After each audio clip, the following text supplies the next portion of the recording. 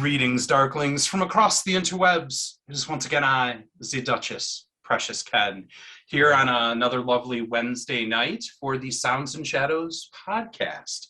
And I don't have an unboxing for today, but instead I do have my Rebel Ayatoya shirt here. Very and nice. She has a new single that was just remixed. Her single Prey, which I love, that's such a badass song, but remixed by none other than Stabbing Westward, who I just got to see at Cold Waves, and Chris is a freaking vampire. That dude does not age, and so it is just absolutely fire. Go to Bandcamp, Ayatoya, check that out and get it. Now, I have exciting guests. We always have exciting guests, the best guests. That's what we have here. And I have with me Mannequin or Mani Khan. Mani Khan or Milwaukee. Sometimes. Mannequin. Whichever way you choose. These two beautiful humans, would you please introduce yourself and say what it is that you do in the band? You go first, Steve. Can I go first? Yes. I'm Johnny Vale. I do lead vocals. I write the lyrics, but sometimes we both write lyrics. I add little synth touches here and there, and sometimes a little bit too much. I heard that with your on a chain silver earring that you were up for a role in the newest adaptation of The Lost Boys. Oh, yes. I mean, I should be. Yes, absolutely. That actually happens every 11 months. We get an email. And go for a 1st. Tryout, and yeah. No, absolutely, every year. I get the calls, and I call back, but no one answers. I don't know what's going on. Yes. My name is Christian Carver, and I play drums in the band. I also do a lot of the production for all of our tracks. I mix the music along with Evil, and I do the light programming. So if you guys have seen our light shows, I do that as well. Book shows as both of us. But yeah, that's primarily what I end up doing in the band: drums, producing, songwriting, and light show. That's my jobs. You got to wear a lot of hats these days. A lot of hats. And adding visuals to mine. So yes, whatever visuals we have. Oh yeah. Yeah, Evil has all of any graphic design you've seen from any of us. That's all Evil. That's it. We come up with concepts together, but the execution is all him. I'm just kind of like, pixels. What the fuck are you doing? Great, looks great. And I know how that goes. I have one of those too, where they'll ask my opinion, but it's really just cursory. Really, yes, Colin, it looks gorgeous. Just do that thing. Fabulous. Exactly. Fabulous, darling. Yeah, it looks great. So you guys have, before you came together with this project, you have, a history, especially for third wave goth and that sound. Tell me a little bit, each of you, about the history leading up to this, and then I want to hear about the meet cute of how this happened, where you came together to form up into the Voltron that is Mannequin. Why don't you go first? Yeah, sure. So with me, I've been playing with electronic bands for a few years now, primarily in the Massachusetts and Rhode Island scene. I played with some locals. The last one I played with was called Transdusk. Really awesome. They're based out of Boston. And I haven't seen those guys in a good amount of time, but we had a really good time playing around the scene. I was playing with them, and then I started playing for other bands on Metropolis Records, just because drummers are in demand. Especially if you're a drummer who can play to electronics. Yeah, you're in like 53 bands. That's usually how it goes. Yeah, pretty much. It is your mission to be a band more. Yeah, pretty much. Yeah. So like when I was starting out, I was just kind of scoping bands where I was like, all right, that band has like a drummer, but that drummer also plays for 5, so they might need to fill in. And lo and behold, that's how I got my first gig with a Metropolis band, because that was just like the gist, Yeah. So yeah. So I started playing with that with Panic Lift. And then, Jarv is the best. He's the man. Jarv and Dan, they're awesome. So dope.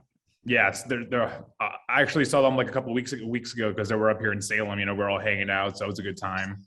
But yeah, so we did that, and then before we get to the meetup, Why don't you talk about your upbringing before Mannequin or Milwaukee? my upbringing Before Milwaukee. Christopher Milwaukee. Mm-hmm. So I was in a local band called Strange Affection, and we would play in and around. We played a lot of like back end like warehouse shows, the kind of shows where you can get away with doing a lot of things you normally could not get away with doing. Like what kind of things? I would like to hear about. I was going to say there would be a lot of things would break. We had a really violent persona on stage. So we would, if there was something that we could break or destroy on stage, or sometimes we would get the crowd in on the events on stage, and then it was just pure madness. You had like your van for your gear, and then a separate dirty old pickup truck just for stuff you were going to destroy. No, we meant like things there, like wherever. It wasn't our stuff that we were breaking. We were breaking other things. I have a funny story about that when you're done. Yeah, about you. When you and I started, people were telling me about you. I want to hear that. That leads to the meet cute. That's yeah. So we're doing that for a while, but it was and I loved that project. It always holds a special place in my heart for me. But it got to a point where it wasn't really going anywhere. Yeah, where you were trying to go. Yeah, exactly. So I wanted something more, something a little bit more serious. So I started working on a side project, and I was calling it, as Mannequin. Milwaukee. And Milwaukee was born. That's definitely 3 times we've said it now. So I'm waiting for the lights to start flickering. Yeah. Watch out. Yeah. After the call, we may not hear from you ever again. Sorry, Ken.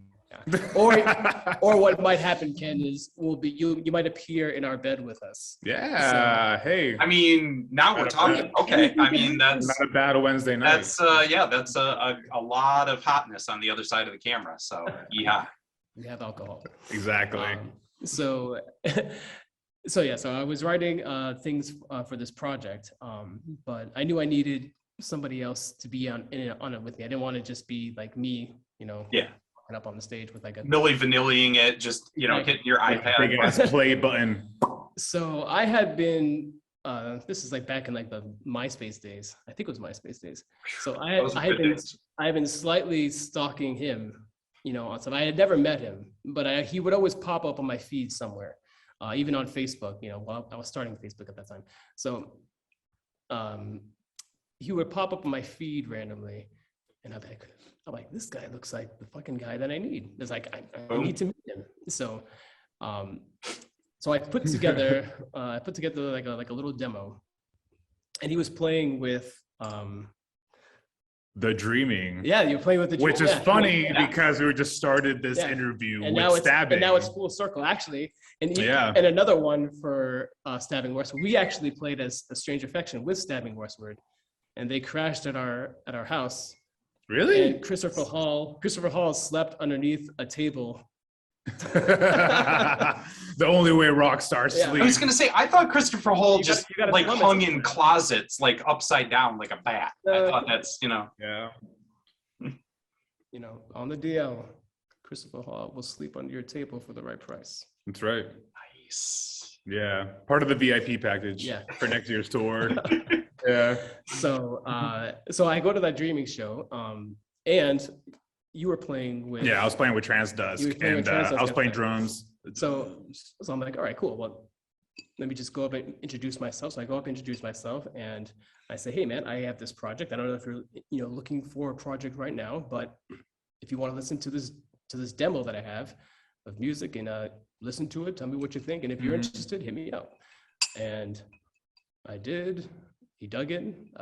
3 days later, he sent me a track of him just fucking jamming out to it, and it was perfect. It was it. That was the missing piece. And that was it. And then we just we started getting to talking, many drinks and lights hanging out. And then he was living in Connecticut at the time. So I would drive up to Connecticut, and then we just kept practicing and like working out. What's Connecticut like? Like that. Not like that. Well, he had a my whole natural reaction just. He had a pretty sweet setup, but I won't lie. The drive up there and the drive back was. Yeah, it was a bitch. It was fucking great. Hey man, a lot of greats came from Connecticut. Did you know that Morris Black's from Connecticut? That's true.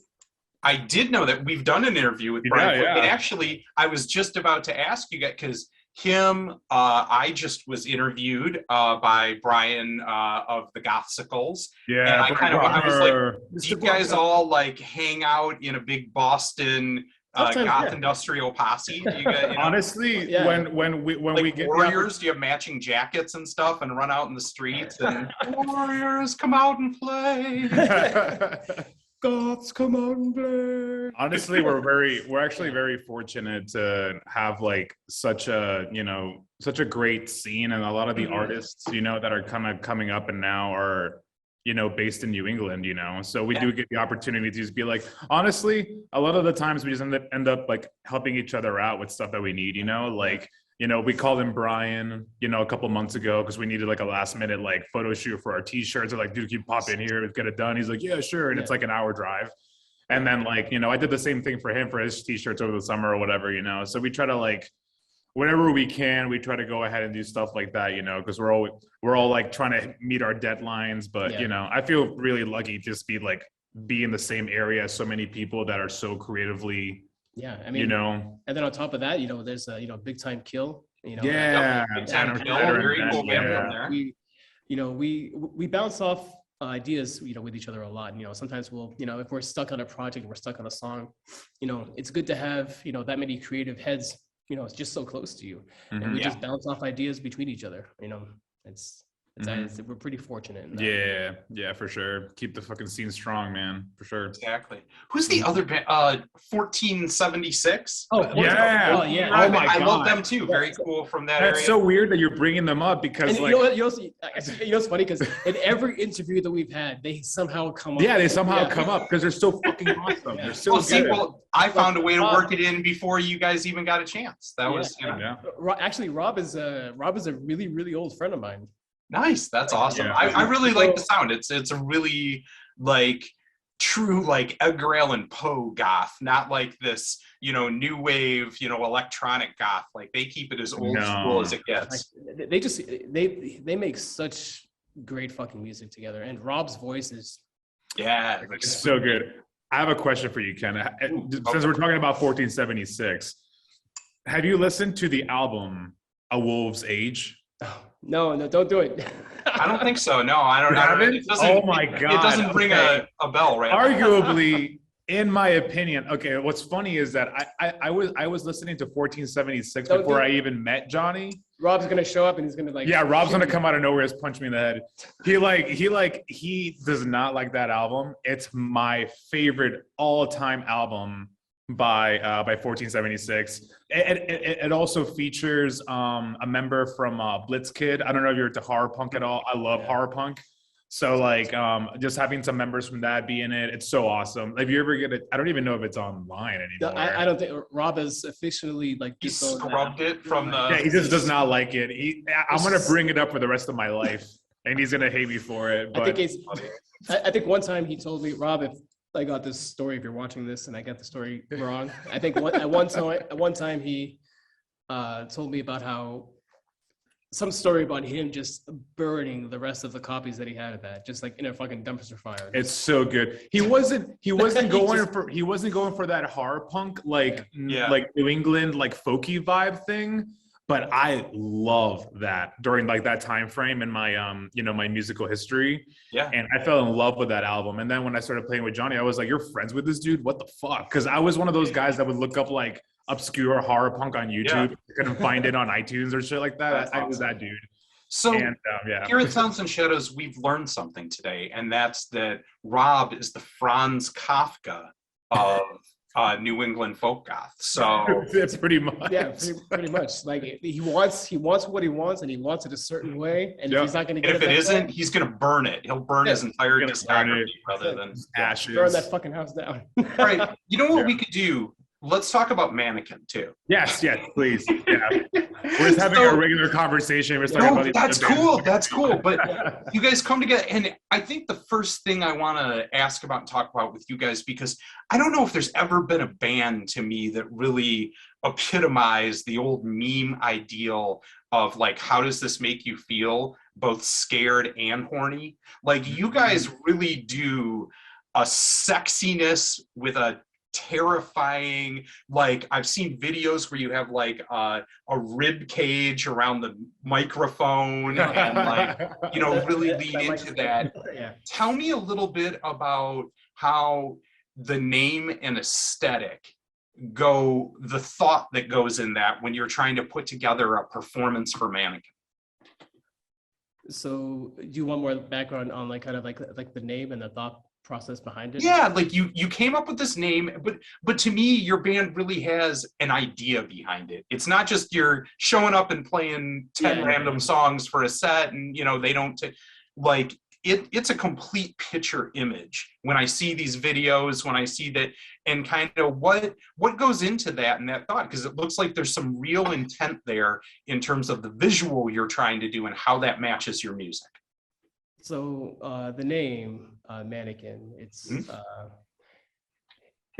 a play off of the persona, like going into like Carl Jung's idea of what the persona is. Yeah. Like his like archetypes. So there's a big history behind that and the name. And I won't go way deep in this, otherwise. Go as deep as you want. We're gonna put people. Go deep. Sorry. But I will say. Phrasing. So, it's kind of like, you know, so mannequins, like, you know, like you'll see like a mannequin in a store, and mannequins are always presented as the ideal person, given whatever zeitgeist of the time fashion has to be, or the image that you should be projected to have at the time. You have a model that you can truly sculpt exactly your ideal. Exactly, and it's more of a commentary on that. And a lot of the songs that we write are very tongue-in-cheek. So it's very, a lot of it is just, you know, really big commentary, but we're really, we really harp on persona, like what makes you who you are. Yeah. And then when you find out what makes you who you are, is that actually who you are? Or is that what you've been told that you're supposed to be? You know, and then, you know, when you peel those layers back and you keep going and you keep going, you think to yourself, well, I don't really know who the fuck I am. And that's sort of the center of where ethos. Yeah, exactly. A lot of, go ahead. Yeah, I was going to say, so then how does that go along with, you know, a little bit the mannequins that you both are, in terms of what you're dressing, what you're doing on stage, and how that goes into the performance you're trying to get across? So also just to touch on like what Evil just said, you know, I also wanted to go ahead and make a note that it's a big bullet point that Mannequin is always meant to be a reflection of how we perceive ourselves to be at that current time as well. And also the way that it's spelled out, you know, we have the two ones, they're meant to be the semblance of him and I. Yeah. And they're supposed to be their master numbers. So there's some numerology almost that's also embedded in the name. Yeah, very cool. And in regards to how like that translates live, it's funny because I feel like, I don't want to say that we took like the odd route that a lot of bands do, because I'm sure there's a lot of bands that do this that I'm not fully aware of, but we always paid a lot of attention as to how we were going to be perceived live, as to how we were going to be perceived via, you know, the studio or, you know, the singles that we were put out. We were always concerned about how are we going to best engage with audiences that are right in front of our faces? How are we going to get them to, you know, remember who we are? So that's when we started the project. We put so much time into that, you know, like the light show, you know, how I was going to play, how Evil was going to have his mic stand, how he was going to, you know, really like embed himself into our performance. And a lot of that, you know, came off of, you know, everything that he was just, you know, saying, you know, like the shadow self. And we wanted to go ahead and really find a way to connect with people in that regard. You know, this is our way of communicating with people, you know, like, because a lot of the times, like, you know, Evil and I are actually relatively like personal people. We don't really have like a huge amount of friends, you know, that we talk to. You know, we have like a really close group of friends, acquaintances. What? Introverted artists? What? Yeah. Yeah, no. Yeah, who would have thought who would have thought about that from Facebook, right? Who would have thought that? But so yeah, I hope that kind of answers the question. Yeah, no, for sure. And I also love that I'm hearing from you guys kind of this spiritual chaos magic kind of energy in the language that you're using and the way that you're talking about it too, in the sense that it seems, yeah, when you put this together, it is a means to engage. And especially if you guys are kind of introverted people, a lot of times artists, this is the way that they form that connection and that energy with the people that they go to see. And that's why it's so important to put that entire message together in your performance beforehand, because maybe it's not something that you always feel super comfortable always sharing yourself and talking about, when it's just, well, having to sit here on a camera with me and talk about it. Yeah, no, exactly.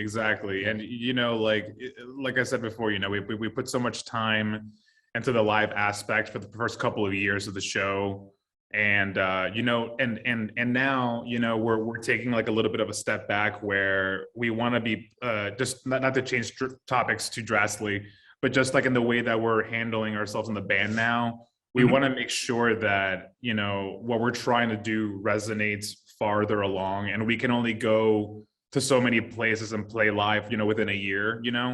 So that's why like now we're taking, like right now we're working on so much music that now, like coming 2022, we already have like the first like 7 months that we're already planned out ahead of time. We're already looking for the summertime for some tours and stuff like that. And we already have two EPs that we're kind of working on at the same time. Yeah, the first EP is pretty much it's like 70% done. I just have to go ahead and mix it at this point. So that are you gonna give us a little taste, a little crumb here? What is the new EP gonna be called? Are you allowed to say before you get so I actually that's probably a good opportunity to kind of go, because again, this is also a little bit of an unorthodox way that we're going to be putting out these EPs. Do you mind if I okay, so essentially we have like such a back catalog of music that we haven't released yet. If you go to our Spotify or any of our platforms, you're going to be able to find 4 or 5 tracks or so. And we've been an active band for like about 3.5 years or so, and right now, like, back to earlier in the conversation, we really focused on how we're going to be perceived live and how we're going to engage. And now we're flipping those gears, and we're going to be putting out essentially our back catalog of songs that we've had for the past couple of years. And that's kind of weird, because normally you'd be like, oh, there's a new album, then you go tour, and then you do it again, you go through the tour cycle or whatever, And for us, this EP that we're going to be putting out first, hopefully in the springtime of 2022, it's going to essentially be like more of a back catalog of the songs that we've been playing for the past 2-3 years.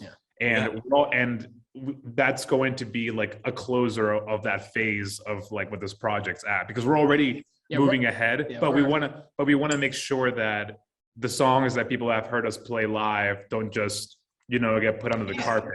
And kind of like you said, the idea of these mannequins or golems that you kind of create, it's always changing, right? So I mean, for these songs in that moment, that was a truth. And that was a truth that you were putting, but it isn't necessarily even who you are and who's walking on the stage today, 3 years later, especially after these 3 years where everybody's life is torn to shit. This is a big thing, and like I said before, it's a little odd for a band to be putting out such like not older music. It's not even that old. It's just like a little bit older music. It's just a different version. It's just of ourselves. You know how it is. Like you have a song that you've been playing, and maybe you haven't recorded it yet, and then to you look at it and you're like, man, this song is old as shit. But to anybody I am already sick of it. I already went through the mastering process. I don't want to hear that anymore. Exactly. But the thing is like these these songs are what gave us our fans. These songs are what people heard when they saw us, and they say, hey, these guys. So we just don't want to, we don't want those moments or those songs to just die. So we're putting them out, and we're also going to have 1 or 2 new songs on there in the EP. Yeah. There's going to be some ones that are kind of in between. And once we have like that first EP out, The second one is definitely going to It's be very new. that's very new, and it's going to be a collective. We're working collectively on the EP as opposed to writing like one song at a time, which is what we're normally used to doing. Yeah. I So love that. I think that's really cool to kind of almost, especially when you're bouncing one to the other, it's almost like you're holding reflections up to each other. exactly, You know, exactly. kind of Yeah. showing the old and the new at the same time, and see both the past of someone and then where they're going too. Because we are working them in tandem with each other at the same time. Yeah. Yeah, absolutely. And honestly, like now that we're gonna be spending a little bit more time, you know, putting this first EP out. Mhm. I feel like it's also there's definitely a big silver lining in this, and the big silver lining is that the culmination of our experiences and what we've learned from production and mixing and our gear. You know, our gear is so much better now. We know so much more now. We have so many more different resources. You know, the end result, the end production is going to, it's definitely going to be there, but the songwriting will be from another time. So it's going to be really interesting. Like I'm really excited to go ahead and see how it is. I have November, now that we've done like our shows for October, November and December are going to be like the big mixing months, you know, so hopefully everything stays according to plan. Let's shoot forward a little bit, because the newest single that I made Song of the Day on Sounds and Shadows today, so everybody go check that out and listen, because that is some hot shit, is Don't Let Me Try. Tell me a little bit about this one in terms of, because this is kind of the newer sound, or you know, ideal that you're putting forward. What's the message here in terms of, you know, what hit you on this song that you felt you needed to get out and say? I'm gonna let you take this one too. This kind of goes back to something we were talking about earlier. I always have a hard time when people ask me about a song, because I don't need you to tell me the intricate of what, but just the feeling. I get abstract about it. Okay. You know what? It's hard to get abstract without even going into. I can go into it. I'll go into it.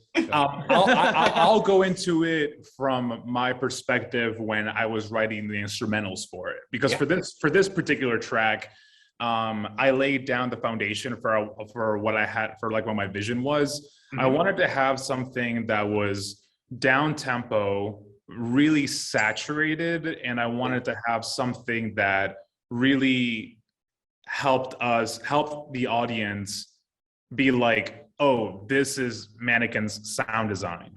These are the instrumentals that I expect to hear. So the main three pillars for like the sound in regards to what I wanted to really incorporate like dirty bass synthesizers. I wanted to go ahead and make sure that was there. I wanted to make sure that there was a small amount of aggression, but also Evil was able to go ahead and capture a more of a ballad feel.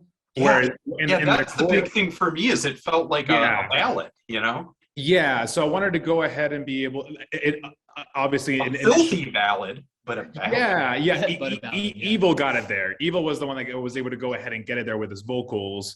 For me, initially, I was more focused around trying to meet like those three marks, you know, highlight our sound design. What are people going to be expecting from us in the future? Number two, kind of taking some nostalgic, you know, sound selections, but also have some more modern production, because like a lot of our influences, you know, like a lot of Evil's influences and a lot of mine influences, I feel like I can speak for the both of us when I say like there's not a big time gap, but like I listen to like a lot of like producers that are just like, what are they doing now? Like what's going on right now? Sure. Like, that's where a lot of my influence come from.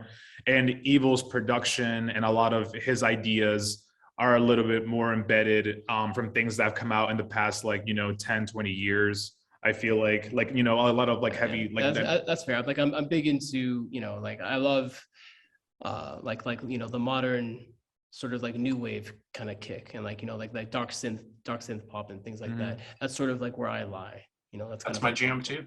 Yeah, like what is that? Like that Ministry synth pop album? Oh my god, that's their best album that Al hates. Oh my! I was listening to it's their best album. I was listening to FG today. I was just like, yeah, now we're talking about it. Yeah. with sympathy. Yep. Exactly. Yeah. So that's the album, man. Yeah, exactly. So it's kind of like, we kind of like meet in the middle where we're trying to. So I'm sorry. So back to the song particularly. Yeah. That was so for me, a lot of it was like the sound selection.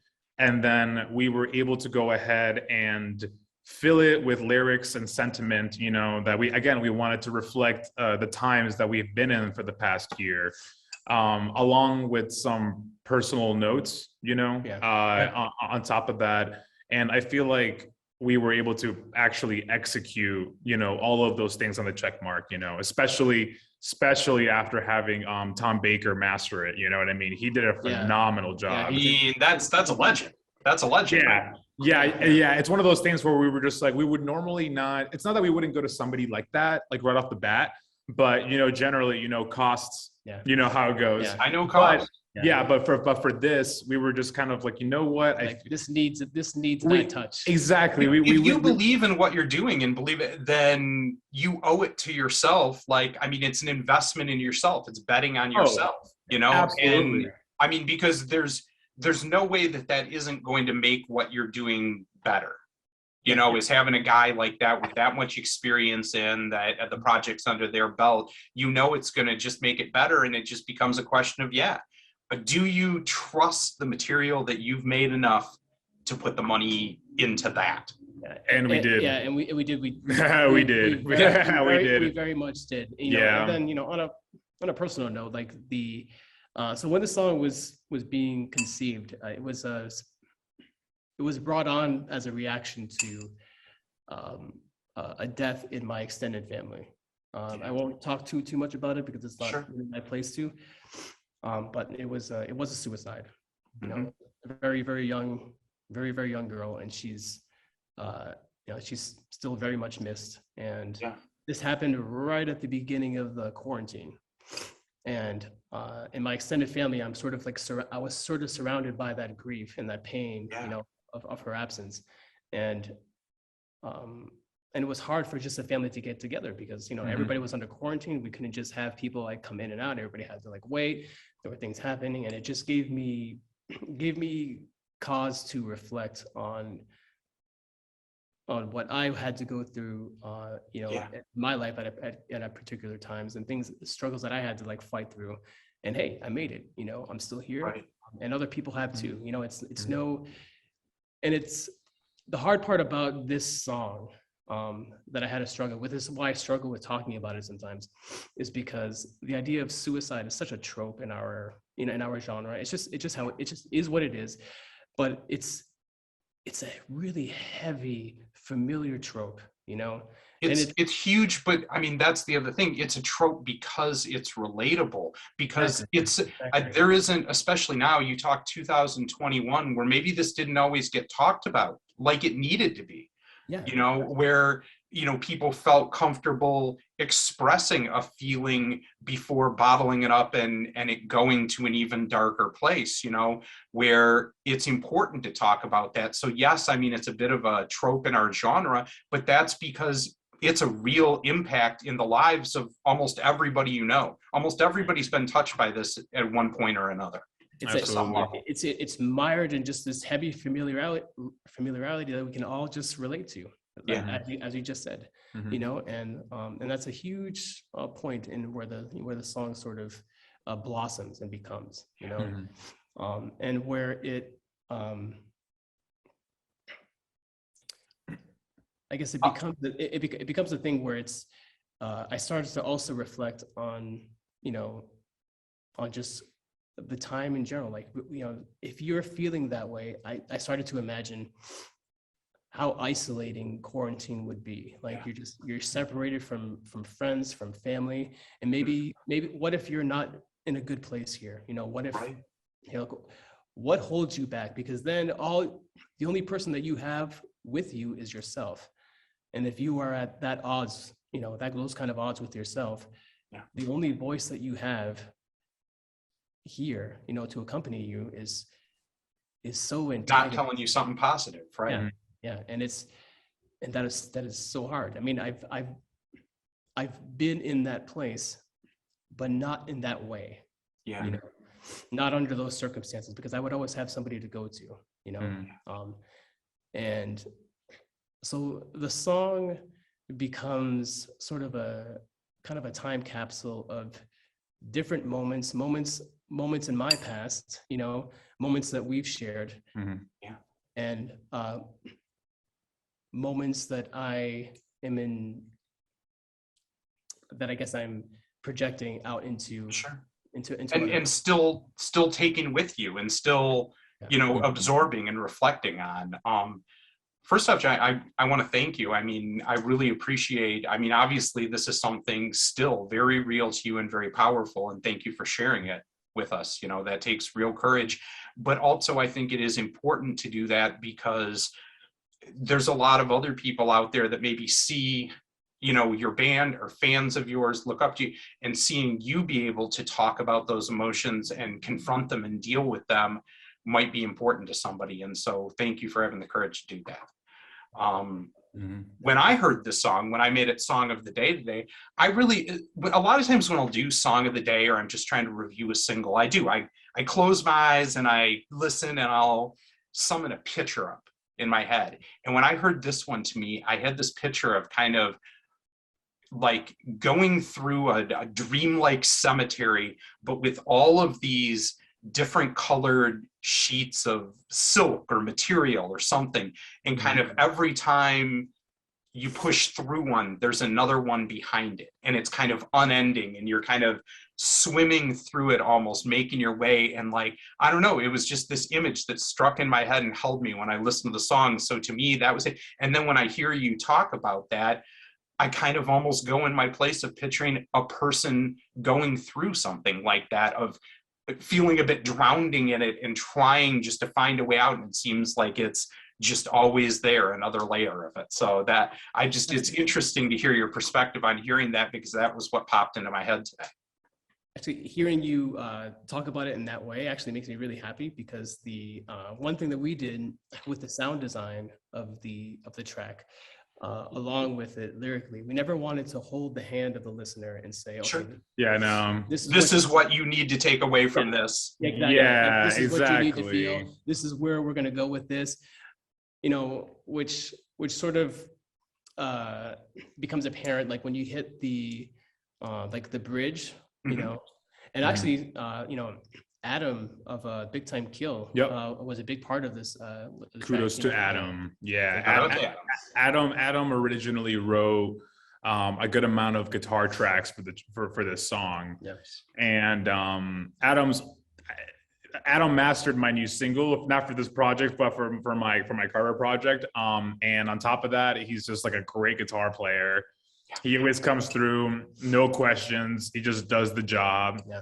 Can't say enough nice things about him. And he just comes through and he just comes up with these great licks. He's a wicked talented guy. So good. Yeah. I remember I reached out to him and I said, hey man, we have this track. And, you know, I gave him like a brief idea of, you know, what's about. And he said, well, what do you want me to do? And I said, I want you to do what you do. Just, you know, man. Be Adam on it. Yeah. No, I hear it. I say that one a lot to people, you know, like listen to it and then give us back what came out of you. I ask you because I know what you sound like, and I know what I wanted on this.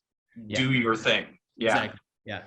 Yep. And he killed it. He brought in those like Cure delay guitars, but then he brought in some more aggressive, like, you know, distortion that he kind of uses for like Big Time Kill and stuff. And we were able to go ahead and mesh it together pretty well with like, you know, like our sound selections and everything that we wanted to for this track. So we were really proud of it. You know, we talked a bunch about it online prior to it because we want to make sure that people can go ahead and actually check it out.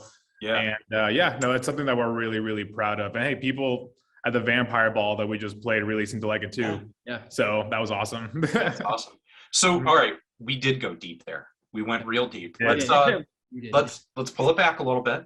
We're gonna lighten the air, light some sage, you know, spread it around the room a little bit, you know, cure us out a little bit. And we've been in the middle of this pandemic, and it's, like you said, been heavy and crazy for everybody. And what is it, something that you guys can share with your fans that you're doing besides music to help find some peace and keep you sane? Like, for example, you wouldn't necessarily know, I'm huge into canning. I ferment and can a crap ton of food, like all different recipes and crazy stuff. Awesome. I am like crazy prepper, 6 months of food in my basement. In your bomb shelter, yeah. I know. Like it's weird, like legit weird. But something that you guys do that isn't music, that, I don't know, gives you peace in these times or helps you, stay sane. I'm gonna take this one first. Okay, yeah. I absolutely love cooking. I love it. I love foodie cooking too. I love it. I love cooking. I try to do a lot of cooking with my girlfriend Zara. We try to go ahead and Who's make lovely. I love seeing the pictures on Facebook. As a just thank you very much. I'm a very lucky man. Such an incredible aesthetic couple. She's great. She's great. She helps me with so many things. You guys probably see it, like if anyone's seen a lot of my photos, she helps a lot with my styling. Yeah. Just because you know how it is, you go out. She makes sure he looks pretty. Yes. You know what? Yes. I love that. Like Lorelei Dreaming, our good friends Laura and AJ from Chicago. I've housed her before. Yes. Yeah. AJ does all of Laura's hair, makeup, the whole. So when they played with us, I loved, they went back into the dress room and he's just teasing and working away and I picture that, like, it's a lot of work. It's important to have a partner to have your back when you're on the road. Oh my God, absolutely. He is lucky, man. Like, I'm not gonna lie, I get jealous sometimes because I'm sitting there like, I gotta do this all by myself. It's up, and hey, his face is coming on all by me. Yeah, well, hey, and then he's just sitting there like he's got like a coffee in his hand, being all done up, and I'm just like, mother. Well, hey, don't get me wrong. I'm sitting here doing work, and you have an orange mocha frappuccino. What the heck is that? Well, hey, like, I can't do like my own makeup. It's not that I nowhere near as good as she can do it, for damn sure. I can do it, but it's just better when Colin does it for me. It's just a lot easier sometimes. Why would you? Well, yeah, it's just a lot easier sometimes when that happens, because it's honestly, it's like, because I'm just kind of like, I'm feeling like this look, and then it's kind of like, you know what it is? When you go in for a tattoo, Yes. and you go to your tattoo artist and you show him a dumbass picture of what you want. It's like, hey man, this is what I want, but just make it better. You know how exactly. it is. That's a speech I have all the time with like my barber or something when they're like, what do you want to do?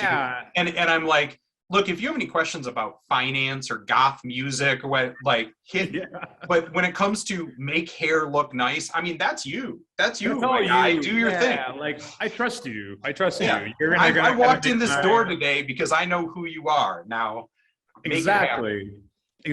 Yeah. So wait, how do we even get on the subject? Well, you were saying about cooking and that you. The cooking. Yeah, the cooking. Yeah. Sorry. Yeah. So I love to cook.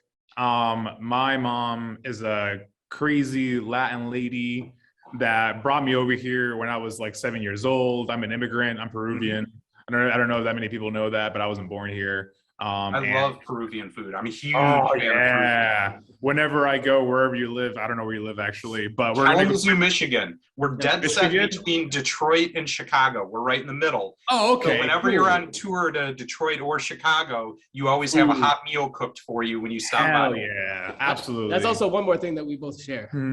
We both have that Latin blood. That's right. Oh, yes. That's right. Peruvian. Pasión. La pasión está aquí. Boricua.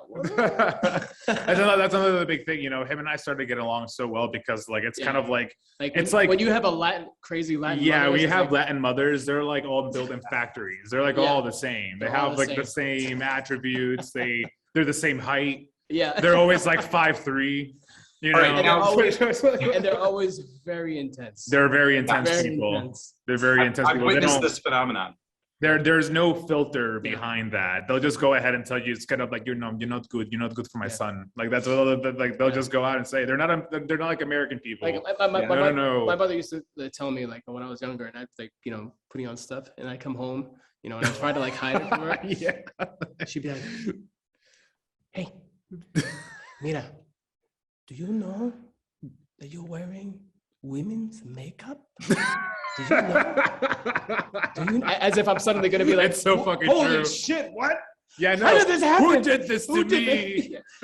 Why? Yeah. See, I got a lot of my dad was more of the, you look like a fucking idiot, but I guess if that's what you want to do, that's on you. And that's also very direct. He's a direct man. He's a direct man. Yeah. Right, we're going off tangents. Yeah, I was on tangents here, but yeah, okay. Cooking. I love cooking. Doing a lot of like Spanish cooking. You want ceviche? Do you have a favorite? Like I watch a lot of like YouTube shows or different cooking shows. Do you have a particular show or anything that you like to get recipes from, or just from the mom? Who is it? I think his name is Josh Waisman. Okay. I'm not gonna lie, I'm a little buzzed right now because I've been drinking bourbon. But which by the way, thank you so much, Shannon. Shannon and her partner Megan were aerialists at this past Vampire Ball this past weekend. Oh, nice. They were very, very nice, and they presented a bottle of bourbon to me for booking them for the whole production. Very kindly. Doing it now. Thank you very much. So you guys did bring up something there that I do want to talk. So I don't know if you know this, but one of my passion projects with Sounds and Shadows is I feel that there is a crime going on right now, and that's that a German band can record a song singing in German, and every blog or music review page or whatever will cover it. But if a Latin band records in Spanish, one of, to me, the best, most passionate in their fans goth scenes in the world is Central and South America. Yeah. And nobody will talk about it, and it pisses you're actually off. Absolutely right. You're actually very right. And so I wanted to ask the both of you quickly. We were going to get to the hey, can you talk to me about what you're listening to, like we always say, but now I would like to challenge both of you to tell me what is a Latin goth industrial band that you enjoy that you think that our viewers would like to listen to. Well, I know that most people know Hocico. Yeah, most people know Hocico. That's a great one. Yeah, most people know Hocico. I really love that. Except less people than you'd think still, for as good as they are. Yeah. Like, really interesting. You say that? I mean, I always thought Hocico was like. Yeah, that or Rabida Sordia. That's like their, I don't know, that's like their, I believe that's like the side project for one of the members. Yeah. And also really good. I'll spell it out for you. I'm sure somebody in the comments, if they're watching this far. Yeah, hit me. I'll put it in the links. Just I'll put it in the links afterwards. Yeah. But I can't think of a particular industrial band that's putting stuff out right now. But I would just like to say, I really love that Twin Tribes has been taking the Hispanic culture and really been embedding it more in the community. That's something that it's very like it's just good music just all around. But I really love that, like you said, there's not a lot of coverage for a lot of bands, because don't get me wrong, like it's not that we don't go out of our ways to go ahead and support people within our culture. It's nothing like that. Of course, I would go ahead and please give me a playlist.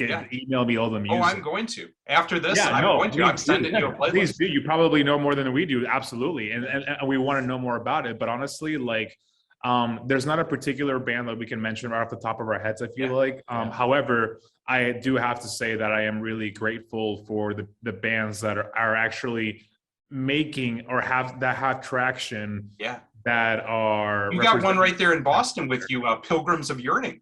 One that Pilgrims we love. of Yearning, okay. Yeah, are there in Boston, and Latin immigrants that live there in Boston and have an awesome, like, kind of Stevie Nicks goth, like, vibe. There you go. Talk to me. I mean, you guys should be playing with them. They're right in your backyard. So I'm gonna have to send you. Well, now we have to. Now we have to. Well, now we do. Absolutely.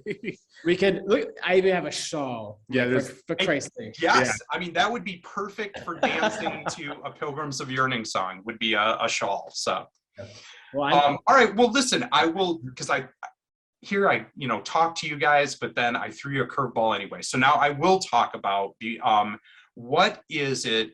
Can you give me a band or two, because we're a music review page and I like to know what you're inspired by, that you're listening to right now that has you excited in the scene? Want me to go first? Yes. Because I got a bunch of music that I'll talk about. Please go. Woo! Let me start. Okay, cool. So, particularly this week, and in no numerical order or anything like that, Brothel. I don't know if you heard of them. Love Brothel. Yeah. One of the top producers in the alternative scene, in my opinion. I love listening to their tracks. They have a collab with Health out that I think came out at Disco 4 Plus or whatever. I really love listening to that producer. He just captures witch house music and more dark synth and other bass elements, more down tempo stuff. Yeah. In a way that is just, he kind of captures all of that, but in a modern way. All of the production is today's production, but there's still all of that, rich, gritty, dark alternative music, songwriting behind that, and I love that. That's one of them. I've been listening to a band called Ploho. I think that's how you say it. It's spelled Ploho. They're a Russian new wave / post-punk band. That's the hip thing right now. Yeah, I think they're on Artifact Records. Love Artifact, always good. Yeah, they are awesome. They're just they have great hooks. They're like a big hook band. The guy's voice is awesome. I don't know what the fuck they're saying, but it's awesome. Whatever you're singing about, keep singing about it. It's awesome. There's been that, and then the last one has been a producer called Cloud. It's with a K, just Cloud, Kloud. Also has awesome modern production. I really lean into today's producers that are making more either from pop to dark alternative to dark synth, to industrial bass, stuff like that. And I really like to stay on top of it, but those are some of the people that I've been listening to this week that are just totally filling up my autumn playlist. Nice. So Johnny, what do you got? You got one for me? It's way outside of our scene. Ooh, okay. Get dangerous. It's this man, and sometimes my brain does this thing where it plays Pictionary with me, so I can see the cover album, but I can't think of the actual name. Ooh, okay. I think he has FM in the title. I think it's FM Attack. No, FM 90. FM 90 something. Okay. I'm sorry, I wish I could plug you. I'm sure the music's good. He's got good taste. It's very retro synth. Nice. And I found him by accident on Spotify, and I just can't get enough. I can't get enough of it. I love it. Post a link in the comments for when the interview comes out. Yeah, we will. If you guys send me links, I'll add all those in so that we can give a shout out to it then when we release the interview. I love his sounds. He has a lot of retro synth sounds of modern. It sounds like something that came out of the 1980s, like a 1980s ballad, but it's modern, Yeah. And I don't know, man. I listen to it and I feel fucking good. Fucking feel good. I mean, that's the name of the game. It puts me in a really nice groove. Other than that, I'm listening to Stevie Nicks and. Can't go wrong there. Can't go wrong. Oh, wait, this is a very important question is what is because my partner and Rachel and I have this 15-year long drag out, get drunk and throw punches fight going over what is your top Fleetwood Mac album? Oh. I cannot speak. There is a correct answer to this, and then there are many incorrect answers. But I'm curious as to your. There are many incorrect answers. Shit! There are many. I feel like you were built for this question. You're talking to the guy that goes to every night of 1,000 Stevies in New York. Oh, every night, every year. Which, by the way, Which, by the way, Ken, you must attend one. I would love to, and Rachel would love that too. Although, again, I don't know what that would do to our relationship, because it would come back to this argument eventually, because it always does after like 4 or 5 beverages. You know what? Like, personally, I can't. There is no. I have 10 fingers, and I wouldn't cut you any gotta- straw. If I was going to Desert Island, you get to bring one record with you from Fleetwood Mac. Which one is it? I gotta say, man, it's gonna be Rumors. It is Rumors. That's the correct answer. It's the only correct answer. Some foolish people, which will remain nameless right now, have a strong feeling that it's Tusk. But to Tusk. Well, see, I mean, and here's the thing: Tusk is not a wrong answer, because that is a great album, like front to back. My problem. Rumors is the clear-cut answer to this question. Yeah, Rumors. If I had to have one Fleetwood Mac album, Yeah. because in Rumors, everybody has their moment in that album. Yes, it's the best parts and worst parts of everybody rolled into one album. It's humanity in an album. And there's such great stories behind every track in that album. Yeah. Now, Tusk is a very, very A lot of jams. a lot of jams, but it's very oh my God! See, my brain is doing that thing. Dictionary. Tell you what it is. What's his name? What's on fire? Tell me. You know that. I try to tell you that. I do this to him all the time. I'm like, Evo, what's that thing? And he's just kind of like, my brain's doing that thing. Oh my and I'm God. like, what is it? Come on. Like, and I'm gonna get such shit for this, but my brain is just. That's okay. That's okay. So wait, the guitarist. Yeah. There's more than one. Oh, I know, but he's the dude. And he sings. Oh my God! What? Fucking! And he just got kicked out of Fleetwood Mac.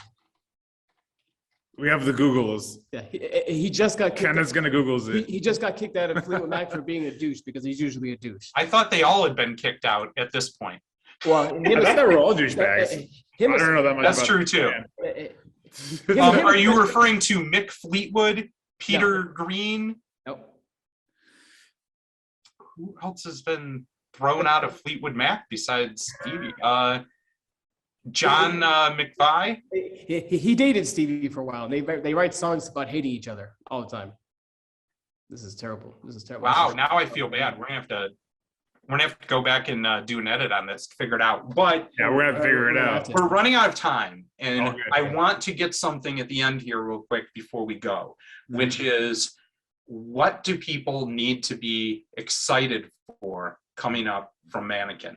Do you got some shows on the way? I know you said you've got EPs on the way, but do you have something people where they can see you or take you in sometime soon? We have shows in the works. On Halloween night.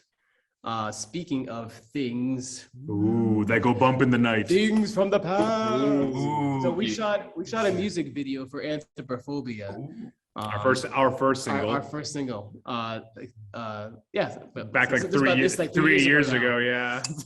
And we never released the We video. never put it We never out. put it out because we had big plans. Again, Yeah, we had big plans to put out the video with this. EP, It's just and then none of it happened the way we. yeah. So we just let it. Sometimes life happens. Yeah. Yep. But on Halloween, we're going to release that Mhm. finally. And we're really excited about it. We worked with a local, her name is Soyun Cha. She's a designer. She makes sculpture. She makes a lot of Installations. Very torture installation. cool. Mhm. She's Soyun. You guys gotta send me a link to that too. I'll put her in the link as Oh, well. yeah, absolutely. Check out So like her you Instagram or something. Yeah, she's amazing. Soyun Cha. She's also a wonderful video artist. Oh, absolutely. And so we worked with her on this video, and she will be happy that we're finally going to release it, because for years she's been like, "Are you guys?" It's like, hey, going Is that to- gonna happen ever? Hey, is that gonna happen? I put in That this thing we work did? for you. Yeah, that thing we did 3 years ago. It's Yeah. happening, baby. Woo! yeah. And Uh, you know, whoever is listening to this, that video was shot Yeah, in 19 degrees yeah. for hours, It's like- literally hours. All of the like the Yeah. air you see pop Yeah. out of our You out can of see our the mouths. nipples right through the fish. Oh, You can see yeah. a lot of breathing, in that Oh video, yeah. But we were so close to being frostbitten. And yeah. at It least was these guys- insane. at least these man. guys had clothes on. Yeah, no, he didn't. I was just in stockings. That's it. That's all Yeah. I had on today. And so, but yeah, it was a. I mean, that's selling the video right there. Ladies and gentlemen, check this Boom. out.